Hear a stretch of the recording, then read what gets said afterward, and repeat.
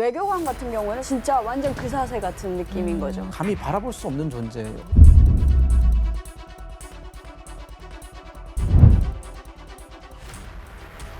틴틴은 아닙니다, 그게.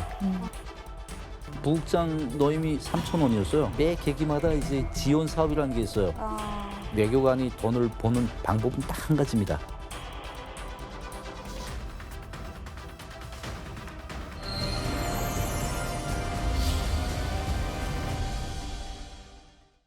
북한의 실상을 제대로 마주봅니다. 페이스북. 그동안 김정은 정권의 위태로움을 시사하는 여러 가지 사건들이 발생했죠. 그중에서도 김정은을 보좌하며 북한을 이끌어가는 이른바 고위급 엘리트들의 탈북 러쉬는 국제적인 이슈로 떠오르기도 했습니다. 지난 2023년 11월 전 쿠바 주재 북한 외교관 이일규 참사의 탈북 소식 또한 세상의 큰 주목을 받았습니다. 자, 그래서 오늘 이일규 위원님 모시고 북한 외교관으로서의 고충, 우리 한국행을 택할 수밖에 없었던 사정에 대해서 이야기를 해보도록 하겠습니다. 자, 위원님께 인사 부탁드리겠습니다. 위원님. 네, 안녕하십니까. 앞서 소개하신 대로 이제 2023년 11월까지 쿠바 주재 북한 대사관 정치 참사로 일하다가 대한민국으로 왔고 현재는 민주평화통일자문회의 상임위원으로 활동하고 있습니다. 반갑습니다. 제가 이분 뉴스에서 많이 뵀습니다. TV도 많이 뵀고요. 이렇게 우리 프로 페이스북에 언제 나오실까 이렇게 학수고대 하다가 드디어 나오셨군요. 맞아요. 너무 반갑습니다. 자, 그리고 대표 북한 이탈 주민 엘리트죠. 김금혁 씨, 남인희 씨 모셨습니다. 어서 오십시오. 안녕하세요.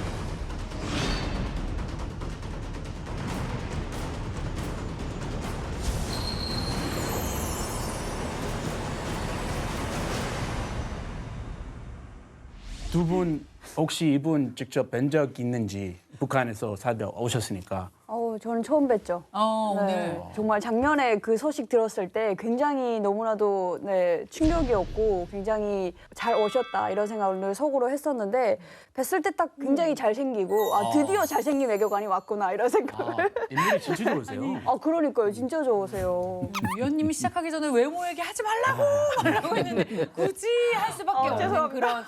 그런 네. 포스가 느껴지죠. 표현의 자유 어쩔 수 없죠. 표현의 자유. 네, 감사합니다. 드라이하게 저는 두 분이 워낙 많은 말씀해 주셨으니까 이일규 참사님 모셨다는 얘기를 듣고 나서 이제 인터뷰를 많이 하셨잖아요. 인터뷰 내용에 상당히 어떻게 보면 우리가 사례로 사용할 수 있는 굉장히 좋은 자료들이 많이 있었단 말이죠.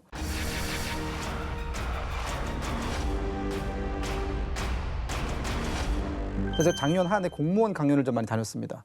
공무원 강연을 다닐 때 강연 자료를 대부분 이일규 참사님 인터뷰하신 내용 그대로 갖다 썼어요. 이건 내 얘기가 아니라 그대로. 북한에서 방금 전에 오신 참사님의 얘기다. 따끈따끈한 북한 소식이다 이러면서 허락 상당히 허락은 뭐 인터뷰 하셨으니까 써도 되는 거 아니겠습니까? 네, 그래서 반응이 정말 좋았습니다. 선조치 후보고. 그렇죠. 위원님 이제 한국에 오신 지 만으로 이제 1년이 조금 넘으셨어요. 네. 야, 어떤지 궁금하네요. 많이 한국 생활에 익숙해지셨나요? 제가 이제 북한에서도 외교관으로 있으면서 이제 많은 나라들을 방문했습니다. 그럼에도 불구하고 이제 제가 자본주의 사회에 익숙하는 게 참 쉽지가 않네요. 쉽지 않고 여러 가지 뭐 운행 시스템이라든가 뭐 일상생활에 이제 그 난관입니다. 그럼에도 불구하고 정말 많은 분들이 도움으로 이제 점차적으로 이제 생활에 이제 익숙하고 있죠. 목숨 걸고 이렇게 탈북하셨을 텐데 대한민국 처음 첫 밟으신 순간 혹시 기억나시는지 어떤 기분이었는지 궁금합니다. 대한민국에 이제 드디어 왔구나. 정말 내가 꿈에도 그리던 그 자유세계에 왔구나. 이런 감정은 1도 없었습니다. 없었어요. 완전인데요. 완전이네. 제가 이제 대한항공 타서 인천공항 도착할 때까지 또 도착해서 북한 이탈 주민센터에 갈 때까지 그 마음이 굉장히 불안했고 한국 사람들 많이 봤잖아요. 비행기 안에서도 보고 그 사람들 나에 대해서 관심 전혀 없었고 분명 그 뭐냐면 그 일반 그 요객 관광객들인데 이제 굉장히 자신감이 넘치고 그걸 보면서 이렇게 치열한 그 경쟁 사회에서 내가 과연 그 내 가족을 먹여 살릴 수 있을까 이런 불안감. 솔직히 더 말씀드리면 내가 대한민국 선택이 과연 맞나? 이런 생각까지 들었어요. 네, 솔직한 심정입니다. 결심을 하고 오셨는데도 한국당을 밟는 순간까지도 계속 갈등이 그렇죠. 되셨군요. 아직도 그러세요? 아직은 그렇지 않고 제가 이제 그 딱 한 가지 아직 그 못하고 있는 게 내가 대한민국을 우리나라 이렇게 아직 부르지 못하고 있어요. 예, 내가 이때까지 살면서 이제 대한민국을 향해서 어떤 뭐 특별하게 적대적 행위 한 건 없지만은 반대편에 서 있었잖아요. 그렇죠, 그렇죠. 그러다가 이제 어느 순간에 와서 대한민국 국민으로서 이제 지위를 부여졌다고 해서 이제 내가 당당하게 대한민국 국민이라 이렇게 말하기가 쉽지가 않아요. 근데 언젠간 오겠죠. 네, 와요. 되게 솔직하시다. 정말 솔직한 얘기죠. 네. 정말 진솔한 얘기네요. 근데 금혁 씨랑 우리 민희 씨도 이런 비슷한 고민을 했고 과정을 겪으셨을 것 같아요. 저 같은 경우에는 마찬가지로 저도 이제 비행기를 타고 대한항공을 타고 인천공항에 도착했을 때 와 막 자유를 얻었다라는 기쁨도 조금은 있었는데 사실 그보다 더 컸던 건 저는 혼자 오다 보니까 이 아무도 모르는 그 친척 하나 없는 이런 아는 사람 한 명도 없는 이 땅에서 과연 내가 잘 살 수 있을까라는 걱정이 정말 컸던 것 같고요. 그게 어느 정도 한 2달 정도 시간이 지나니까 좀 긴장이 풀렸고 근데 좀 반대로 전 이일구 참사님과는 조금 반대였던 게 우리나라라는 표현은 되게 빨리 나왔어요. 네, 그게 어떻게 보면은 여기서 내가 적응을 해서 생존해야겠다라는 그런 강한 압박이 있다 보니까 스스로의 정체성부터 바꿔야겠다는 생각이 막 압박감이 확 들더라고요. 바로 우리나라. 네, 그래서 우리나라라고 했는데 처음엔 어색하죠. 잘 입에 안 붙죠. 근데 하루에 한 50번씩 하니까 붙더라고요. 자기도 모르게 그냥 네, 튀어나오죠. 그렇죠. 우리나라라는 거는 저도 참사님의 말씀에 너무 공감을 하는 게 생각해보니까 우리나라라는 말을 잘 안 하고 살았더라고요. 한국에 와서. 그러니까 대한민국 국민이다라는 생각은 하면서도 우리나라 이런 얘기가 잘 안 나오다가 제가 이제 집을 사니까 이제 우리나라 자가주택. 내가 지켜야 되는 이 땅이다라는 생각이 들었던 것 같습니다. 근데 정말 소중한 경험들을 공유해 주셨어요. 근데 특히 위원님 같은 분들이 한국에 와서 더 불안하셨던 이유는 북한에서 정말 중요한 위치에 있었기 때문일 것 네. 같습니다. 그렇죠. 우리 위원님께서는 북한 외무성의 중남미, 아프리카, 중동 담당 부국장입니다. 저희 얼마 전에도 했지만 북한 외교에 있어서 이 중동이나 중남미, 아프리카가 얼마나 중요한 곳인지 얘기를 한 적 있잖아요. 네. 바로 그곳을 담당했었던 분인데다가 또 당 세포 비서를 겸할 정도로 아주 높은 지위에 계셨습니다. 심지어 김정은 표창장까지 받으셨다고 하는데 저희가 이 자리에서 김일성 표창장 받은 분들에 대한 얘기는 들은 적이 있거든요. 일단 민희 씨 할머니, 네. 그렇죠? 네. 근데 김정은 표창장을 받은 분은 처음입니다. 역사상. 네. 아니요, 여기 페이스북 출연 역사상. 페이스북 역사상. 그리고 실제로 김정은 표창장을 받은 분이 한국에 오신 케이스가 많지 않을 거예요. 아마 참사님이 유일하지 않을까라는 생각이 드는데요. 유일한 건 아니고 유현우 대사님도 표창장을 받았더라고요. 네, 받았는데 이제 이게 표창장이라는 의미가 뭐냐면 김일성, 김정일, 김정은 표창장으로 나뉘는데 이제 일단 살아있을 때 주는 게 표창이란 말이에요. 죽은 다음에는 표창을 줄 수가 없으니까 표창 자체는 살아있는 사람이 주는 거거든요. 그러다 보니까 김일성이 죽으면서 김정일 표창장이 나왔고 김정일이 죽으면서 이제 김정은 표창장이 나왔죠. 2012년 중반기쯤에 나왔는데 그것도 자랑할 건 아닙니다. 자랑할 건 아닌데 아무튼 어쨌든 받았죠. 정말 쑥스러워 대단한 하시니까 거죠. 대신 말씀을 드리면 칭찬받을 만한 일은 아니다라고 하셨는데 뭐 칭찬의 의미라기보다는 김정은 표창장을 받았다는 것은 그만큼 북한 체제에서 핵심적인 위치에 계셨기 때문에 그런 표창장을 받을 수 있었다라는 것이고 또 핵심적인 위치에 계셨기 때문에 우리 뭐 대한민국이라든가 이런 여러 자리에서 북한의 실상을 좀 더 정확하게 전달을 해주실 수 있는 것 아닌가라는 생각이 듭니다. 감사합니다. 괜찮으십니까? 그렇죠. 아마 위원님께서 북한에 계속 계셨다면 북한 외무성 특집 이런 거 할 때 위원님 이름이 분명히 나오지 않았을까 라는 생각이 들어요. 그만큼 북한 내에서 정치적 영향이 굉장히 크셨는데 어떤 이유로 탈북을 결심하게 되셨는지 궁금합니다. 탈북을 하겠다라고 할 때 그 작용하는 이유는 굉장히 복합적인 이유입니다. 그중에 가장 큰 이유는 너무 북한 사회가 살기 힘든 사회잖아요. 그게 이제 우리 김금혁 씨나 남인희 씨처럼 이런 분들한테도 살기 힘든 땅이지만은 우리 같이 그래도 이제 나름 소위 그 잘 나가는 사람들 자체도 살기가 굉장히 어렵잖아요. 얼마 전에 자강도랑 평북도 그쪽에 수해가 나가지고 이민보안상이 경질되고 자강도당 책임비서, 평북도당 책임비서가 이제 모가지가 날라고 그 사람들이 뭐 하늘을 대다대고 비오라고 비는 것도 아니고 그것 때문에 경질될 줄은 모르잖아요. 당과 국가가 부여한 책임적인 직무 수행을 심히 태공함으로써 용납할 수 없는 인명피해까지 발생시킨 대상들에 대하여서는 엄격히 처벌할 것을 제기하셨습니다.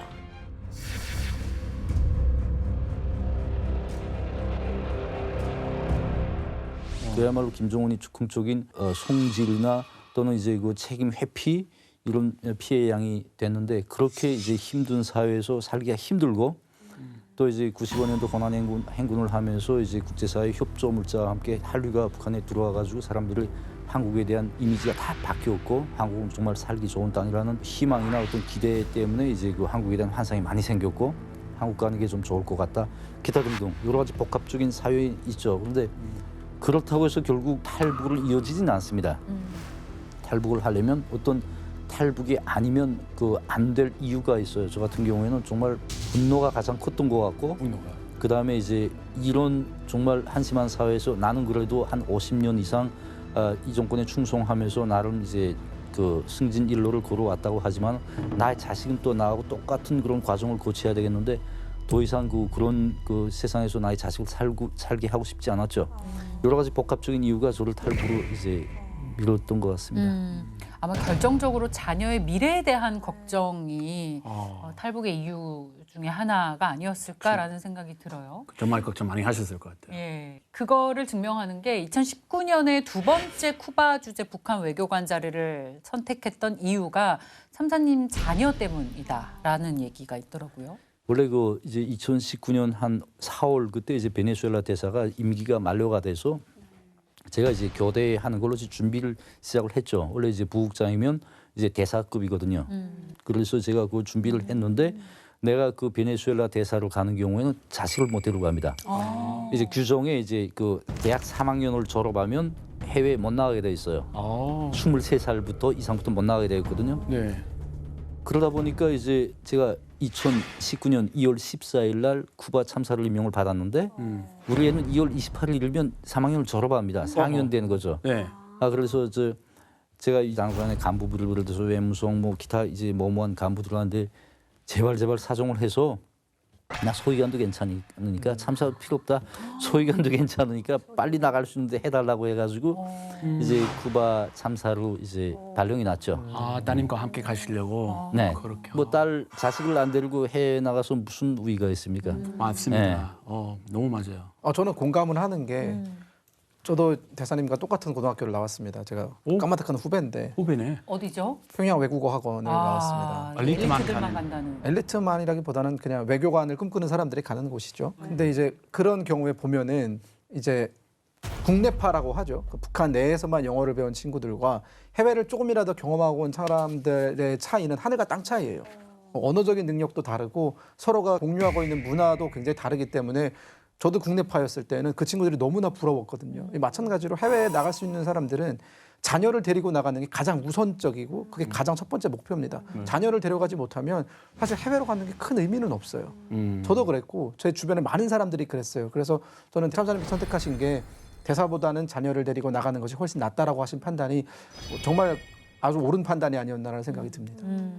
북한에서 그 고위급 간부들이 탈북하면 남에 있는 가족들에게 피해 많이 간다. 이 처분이 심하다고 들었는데 그거에 대한 걱정 없으셨나요? 북한에 이제 연자제가 있잖아요. 그 나라에도 없는 그 북한에만 고유한 연자제가 있기 때문에 분명 한 명이 탈북을 하면 그런 가슴 아픔이 있죠. 근데 다행이라고 해야 되는지 불행 중 다행이라고 봐야죠. 양가 부모님들께서 다 돌아가셨고 자식은 뭐 하나 있는 거 제가 데리고 왔고 하다 보니까 저 때문에 이제 직접적으로 이렇게 큰 타격을 입을 사람 없었습니다. 그게 탈북을 할 수 있는 가장 중요한 조건이었죠. 네. 그 후배와의 일화도 있으셨다고요? 그게 이제 후배라는 게 어떤 면에서 후배냐면 제가 이제 원래 그 중남미국 부국장을 하기 전에 정책종합국 과장을 했거든요. 과장을 했는데 이제 제가 이제 그 중남미 부국장으로 발령이 나면서 이 과장 자리를 누굴 앉히겠냐 나보고 선정을 하라는 거예요. 그래서 한 명을 제가 순종을 해서 그 자리에 앉혔는데 그게 상황이 제가 쿠바 참사를 가다 보니까 뒤집어졌어요. 그러니까 내가 지도하는 위치로부터 지도받는 위치에 들어섰죠. 그렇죠. 그러다 보니까 이제 쿠바에서 이제 북한에 내가 어떤 문제 해결 때문에 북한에 들어갔는데 그때 이 친구가 이제 돈 좀 도와달라. 근데 내가 그때 당시엔 도와줄 수 있는 요력이 없었거든요. 평양에 8월 2일 날 도착했는데 그날 우리 장인께서 돌아갔었어요. 아이고. 그러다 보니까 그 상가 치르고 간부들 뭐 뇌물 주고 뭐 기타 등등 하다 보니까 이 사람 지금 계산이 없던 사람이 갑자기 이러다 보니까 못 줬어요. 후회 보겠다고. 네. 그다음부터 뭐 끊임없이 괴롭히고 아무래도 전국 쪽 모든 나라에 나가는 대표부들을 장악하는 위치에 있다 보니까 굉장히 피곤하게 했죠. 전 세계 모든 대표부들 앞에 이제 내가 개망신했어요. 정말 나의 정보 회시 정보를 뿌려가지고 전 세계에다 니일규 아예 그냥 자유주의 분자로 낙인을 시켜버렸어요. 그게 어느 정도 망신이냐면 전 세계 이제 뭐 아프리카든 아시아든 유럽이든 중남미 쪽이든 제 친구들이 많거든요. 외관한 친구들이 가까운 분들도 많고 이 사람들이 니일규 이 정도야? 막 개망신하죠. 거기다 플러스 가족이 있잖아요. 나는. 네. 제외 나가면 대체로 가족이 같은 단위를 살잖아요. 네, 그렇죠.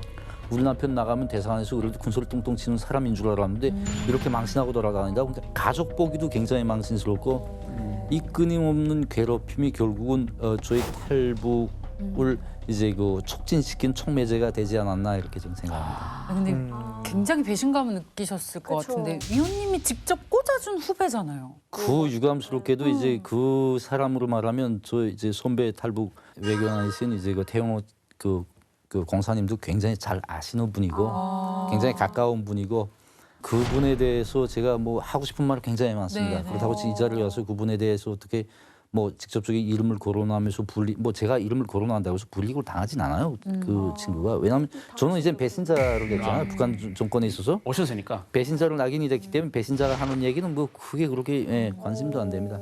얼마나 태영호 의원님이랑 같이 얘기하면서 소주 한잔 하면서 그분 욕을 얼마나 많이 하셨을까 두 많이 분이 했죠. 한국에서. 솔직하게 많이 하셨대요. 네, 하셨겠죠, 그죠? 욕하셨어요? 그걸 아는 분이 한국에 또 계시니까, 그렇죠? 그때 당시에는 얼마나 괴로우셨을까 그럼요. 그런 생각을 하면 진짜 화가 근데 나죠. 이제 저는 그분에 대한 그분이 어떤 피해를 입는 것보다는 좀 제발 이런 사회가 끝났으면 좋겠어요. 정말 북한이라는 건 조그만 권력만 있으면 그걸 가지고 어떤 이제 그 압박을 가해서 뇌물을 뜯어먹고 사는 삥 뜯는 사회거든요. 결국은. 삥 뜯기.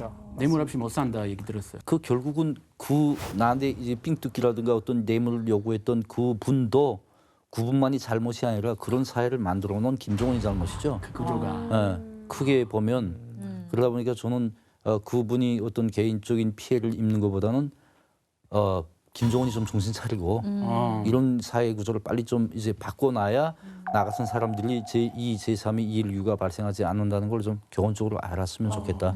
예. 아주 마음 넓고 해명하신 말씀 같아요. 마음 넓어서가 아닙니다. 저 아직도 그 분노가 많아요.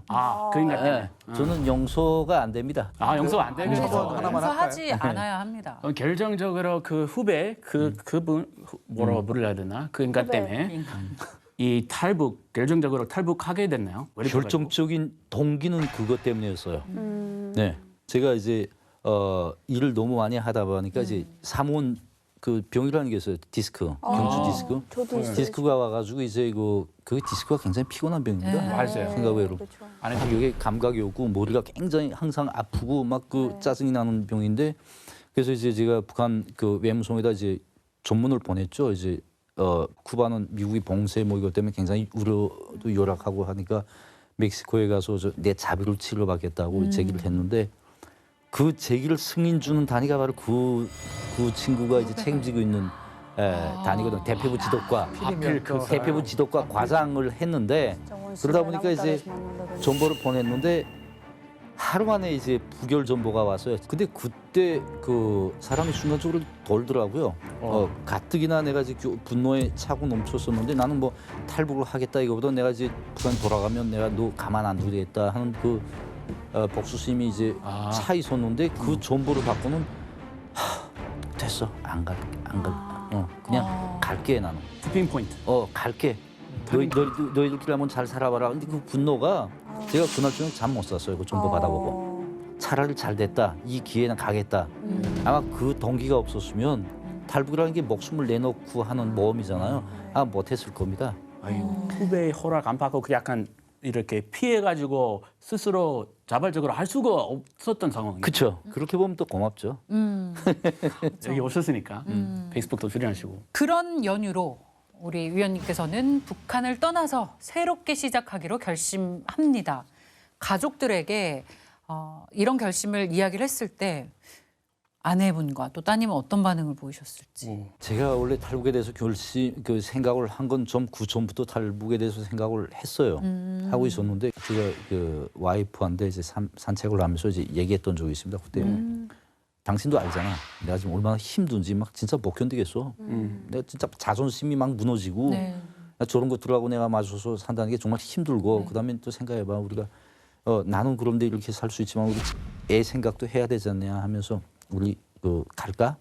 한국이 아니고 좀 나가 살까? 이런 얘기를 했던 적이 있는데 그때 우리 집사람이 날 잘 알잖아요. 네. 웸송 그 대학 때 제가 연애해서 같은 학급에서 연애를 해서 결혼을 한 CC구나. 커플입니다. 캠퍼스 커플. 네, 엘리트 커플.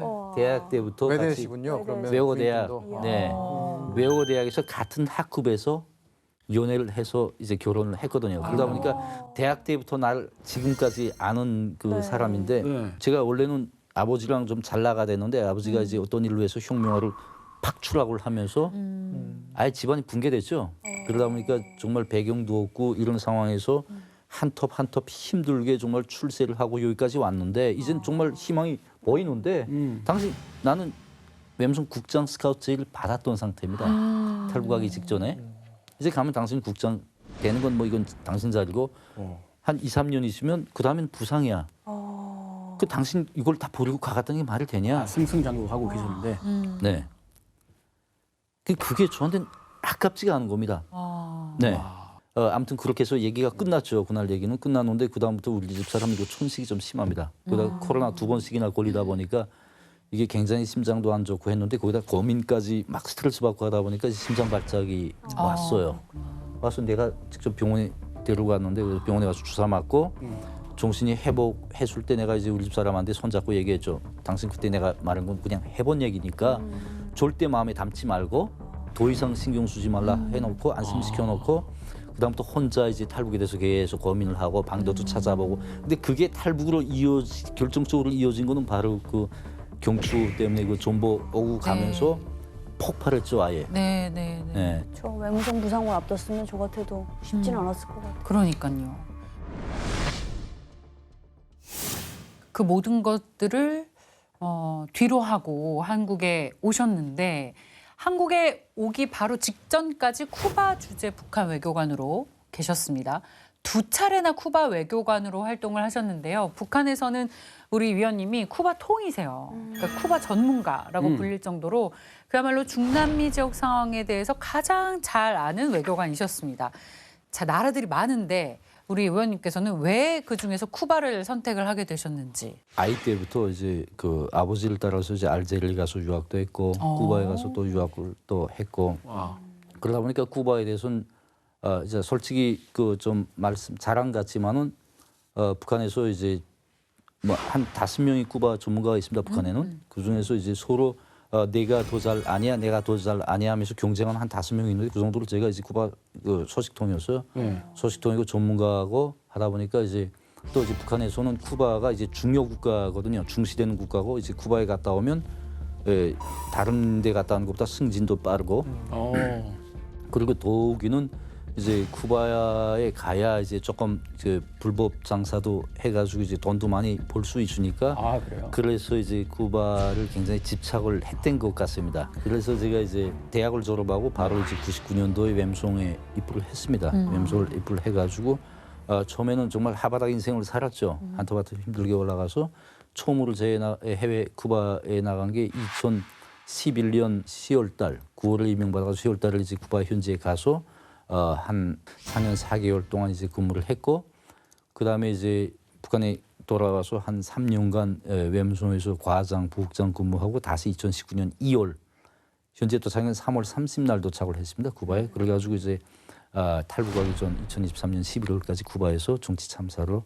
한 9년 이상 근무를 했죠. 네. 자녀분도 스페인어 엄청 잘하시겠어요. 거의 국제 학교가요? 아니면 일반 쿠바 그 학교가요? 일반 학교에 보냈습니다. 그 아바나 종합대학 다녔죠. 저도 아바나 종합대학 출신이거든요. 어쩐지 아우라가 거기 아예 되게 달라요. 되게 세요. 하바나 종합대학. 그러니까 한국의 서울대 서울대죠. 같은 네, 서울대 같은 대학교죠. 네. 쿠바에서는 서울대. 스페인어도 현지인처럼 하신다는 거인 그렇죠. 거잖아요. 저는 스페인어는 좀 합니다. 우와. 올라 프랑스어도 Gracias. Gracias. 저랑 스페인어 할까요? 이제 메구스토. 무차스 그라시아스. 아리바. 차라리 스페인어로 방송을 하면 좋겠어요. 우와 대본을 다. 오. 흥미있는 방송입니다. 오, 네, 갑자기 제가 너무 작아지는데 아무튼 스페인 좀 북한에서는 이제 해외에 아무나 나갈 수 없잖아요. 해외 여행도 이제 법적으로 보장이 안 되고 이러다 보니까 해외 나갈 수 있는 직업에 대한 그 선망도가 정말 높아요. 그래서 이제 그러다 보니까 요즘 젊은 친구들 사이에서는 어떻게든 해외에 한번 나가보자 해서 다들 무슨 그 노동자로 가든 식당으로 가든 그렇게라도 한번 해외 바람을 쐬보려고 그 정도로 이제 외국에 나갔다 왔다 그러면 다들 되게 선망의 눈으로 바라보는데 외교관 같은 경우에는 정말 북한식 표현으로 하면은 외국 가는 걸 밥 먹듯이 한다. 예, 그냥 정말 자유자재로 왔다 갔다 할 수 있는 직업이어가지고 진짜 완전 그 사세 같은 느낌인 거죠. 예, 한번 이렇게 만나볼 수도 없고 지금 이렇게 나란히 앉아 있다는 것만으로도 저는 너무 영광으로 생각합니다. 네. 그래서 금혁 씨도 외교관 꿈꾸셨어요? 네, 저도 평양 외국어학원에 입학을 하고 이제 김일성 종합대학 영문학부에 들어갈 때 뭘 하고 싶냐라고 부모님께서 물어보셨어요. 그래서 저는 아까 남인희 씨가 언급한 대로 외국을 밥 먹듯이 나갈 수 있는 사람이 되고 싶다. 결국은 그게 외교관이거든요. 그러니까 이게 외교관이라는 직업에 대해서 우리 일구참 선생님께서 예전에 어떤 그 인터뷰에서 돈을 많이 못 벌고 되게 힘든 말씀을 하셨는데 사실 북한 주민들 입장에서는 외교관은 감히 바라볼 수 없는 존재예요. 그리고 해외에 나가서 돈을 얼마나 버냐 못 버냐도 중요하겠지만 일단 이 북한을 벗어날 수 있다라는 희망만으로도 사실 그게 모든 것이거든요. 해외를 나가고 싶어하는 사람들의 모든 것입니다. 합법 탈북이잖아요. 그렇죠. 합법 탈북인 거죠. 그러면 이제 북한 내에서는 뭐 남한 드라마나 영화나 이런 거 보면 엄청난 압박감 속에 긴장감 속에 그거 맨날 봐야 되잖아요. 언제 들킬지 모르는 그런 불안감 속에. 근데 해외 나가게 되면 물론 해외도 통제를 하고 감시는 하지만 북한과는 사실 차원이 다르죠. 어느 정도는 자유를 누릴 수 있고 그게 부분적이라 할지라도 자유라는 것을 만끽할 수 있기 때문에 사실 비교할 수 있는 삶이 아닙니다. 그게. 그래서 어느 정도 해외 나갈 수 있는 여력이 되는 사람들이라든가 아니면 이미 해외를 한번 경험해 본 사람들 같은 경우에는 자녀들을 어떤 수를 써서라도 데리고 나가려고 하는 이유가 한번 경험을 해봐라. 그러면 너는 다른 세상을 알게 될 것이다라는 것이죠. 그렇다 보니까 이제 외교관 가정들 같은 경우에도 정말 일반 사람들과는 확실하게 다르더라고요. 그래서 저도 학교 다닐 때 이제 외대에 다니는 친구들을 좀 봤었는데 뭐 러시아 아버지가 러시아 외교관인 친구도 있었고 이제 외국을 정말 많이 경험한 친구들인 거죠. 근데 문화가 완전 다른 거예요. 진짜 북한에서는 듣도 보도 못한 그런 무슨 뭐 누구 생일날에는 약간 드레스 코드 같은 것도 있고 그들만의 그리고 모이면 뭐 피아노 이제 치면서 감상하는 그런 것도 있고 뭐 완전 다른 거예요. 듣는데 이게 무슨 북한이 맞나 싶을 정도로 그리고 집 안에 들어가도 집에 무슨 이렇게 그 바도 차려놓고 굉장히 다르대요. 완전히 북한이 아니라 그러더라고요. 그래서 약간 제가 그 전문학교를 다닐 때는 그런 느낌이었어요. 외대가 그냥 평양시 젊은 애들의 유행을 선도한다. 외대 친구들이 뭘 하면 다 막 따라하는 거죠. 저게 요즘에 추세인가 보다 이러면서. 네. 이렇게 트렌드 민감한 남자들. 이거 에피소드 하나 있어요. 제가 그 평양 외국어학원 2학년 때 이제 같은 반에 그 스페인 대사관에 나가 있던 친구가 이제 임기가 끝나가지고 들어왔죠. 그 친구가. 그래서 이제 외국어 학원을 바로 편입이 됐어요. 그 친구들은 시험도 안 봐요. 그냥 들어와요. 저는 시험 보고 들어갔는데. 근데 들어갔는데 이제 점심 시간이었어요. 근데 우리는 다 도시락을 꺼내서 먹고 있는데 그 친구는 우아하게 빵을 꺼내서 버터를 이렇게 올려놓더라고요. 저는 버터가 뭔지는 알았어요. 근데 어떻게 먹는지 몰랐습니다. 솔직히 말하면 몰랐어요. 근데 그 친구가 버터는 빵에 발라 먹는 거야 이러면서 이렇게 빵에다 이렇게 발라가지고 뭐 이상한 가루 같은 걸 뿌리대요. 이런 걸 먹는 거예요. 근데 먹는 것도 되게 우아하게 먹더라고요. 그래서 속으로 진짜 가지가지한다. 이러면서도 너무 부러워가지고 단어집 내려놓고 마지막에 한 입만. 한 입만. 근데 너무 맛있더라고요. 그때 첫 버터의 첫 경험. 그러니까 저는 그걸 보면서 그때 든 생각이 나도 무조건 해외 나가야겠다. 얘랑 나랑 나도 좀 잘 사는 편인데 이게 하늘과 땅 차이구나라는 야. 생각을 그때 바로 했죠. 그 어린 나이에. 진짜. 버터가 신분을 갈랐네. 실패는 없어요. 바다는 그냥 갑니다. 많이 버터와 들어가죠. 치즈는 실패할 수 없지. 아, 그렇죠. 외교관이라는 직업은 우리나라에서도 선망의 대상이고 네. 만나기 쉽지 않은 직업군인 건 맞는데 북한이라는 사회에서 갖는 외교관의 의미는 조금 더 남다른 것 같습니다. 북한 외교관 얘기할 때마다 꼬리표처럼 따라붙는 게 밀수, 외화벌이잖아요.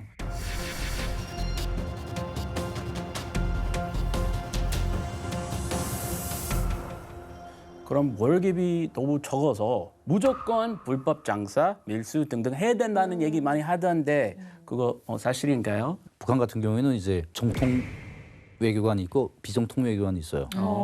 정통 외교관이라고 할 때 이제 북한 외무성에서 외교부가 파견한 외교관, 그리고 이제 북한 군에서 파견한 무관, 네. 그다음에 이제 한국으로 보면 통상부, 북한으로서는 대경제성에서 파견하는 경제무역 참사가 있습니다. 여기까지가 이제 정통 외교관 범주거든요. 네. 기타 나머지 어떤 보이성이라든가 뭐 중살총국이라든가 뭐 이경제위원회라든가 뭐 삼층 소기실이라든가 여기서 나오는 비정통 그 외화벌이 외교관들이 있습니다. 외교권 가지고 이제 그 외교관 감투를 쓰고 활동하는 사람들이죠. 네. 약간 특제의 느낌. 네, 이제 북한은 그렇게 딱 갈라져 있어요. 이제 대사관이 쿠바 같은 경우에도 20세대가 있는데 그중에서 실제 정통 외교관은 10명이 안 됩니다. 9명 정도고 나머지는 다 이제 비정통 외교관들이죠. 외교관 모자만 쓰고 활동하는 이제 불법 외교관들인데 그 제가 말하고자 하는 거는 이제 북한에서는 비정통 외교관이든 정통 외교관들이든 해외 일단 나가면 외화벌이에 제일 많은 신경을 쓰거든요. 뭐 아시겠지만 북한에는 노임은 상징적인 거잖아요. 그렇죠. 제가 부국장 노임이 3,000원이었어요. 그것도 부국장에서는 제일 높은 월급이었거든요. 2,700원부터 3,000원까지가 부국장 월급인데 제가 세포비서로 겸하다 보니까 3,000원을 받았어요. 월급이. 북한 외무상이 월급이 5,000원입니다. 이 5,000원이면 1달러의 그때 당시 1달러가 8,000원이었어요. 그러니까 외무상도 한 달러를 못 받는 안 되는 노임을 받았거든요. 그러다 보니까 사람들이 이제 해외 아까 우리 김금혁 씨 같은 경우에 외교관이 꿈이라고 했잖아요. 그래서 외교관들 함부로 보기가 힘들다고 말씀하셨잖아요. 근데 실제는 아닙니다, 그게. 물론 외교관들을 제가 이렇게 자꾸 외교관들을 표면하면 북한에 두고 온 우리 동료들이 안 좋아할 수 있기 때문에 표면하지 않겠어요.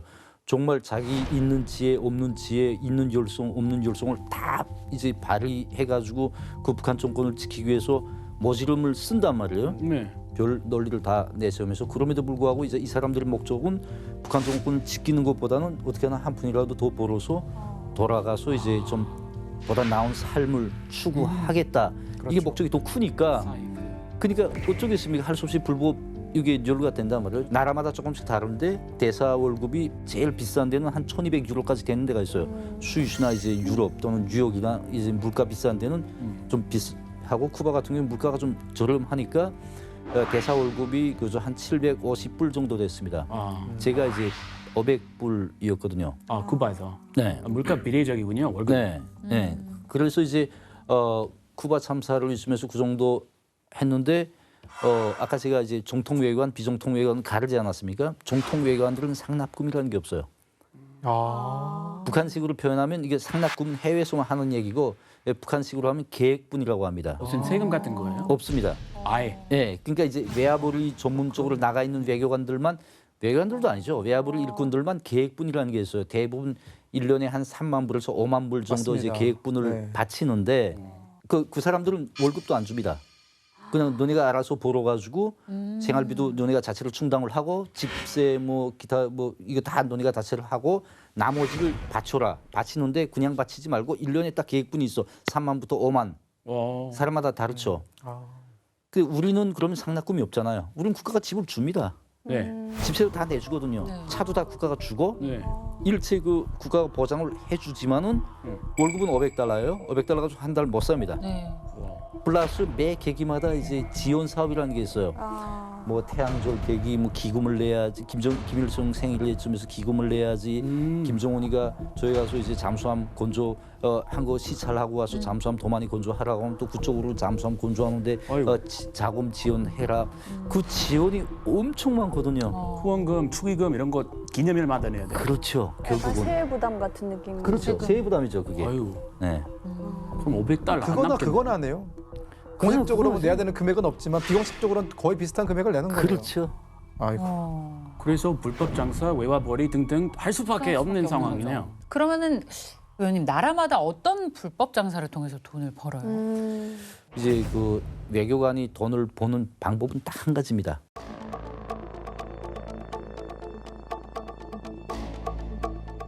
외교 특전과 특혜, 특권 이걸 이용해서 돈을 벌거든요. 아, 외교관한테만 이제 그 적용되는 특권이 있습니다. 뭐냐면 면세 특권이죠. 그다음에 면책 특권, 면책 특권. 불체포 특권 뭐 이런 저 특권들이 있어요. 그러다 보니까 이제 실례로 이제 유럽 같은 경우에는 면세를 위해서 이제 술이라든가 담배라든가 이런 걸 이제 사죠. 사서는 현지인들한테 세금 조금 붙여서 팔거든요. 중동 지역 같은 경우에도 이제 이슬람교는 이제 돼지고기 못 먹지 않습니까? 술 못 먹게 하잖아요. 그러면 근데 그 사람들이 이걸 먹거든요. 그러니까 이제 외교관들은 그 면세를 통해서 이걸 다 수입을 해서 현지에다 팔죠.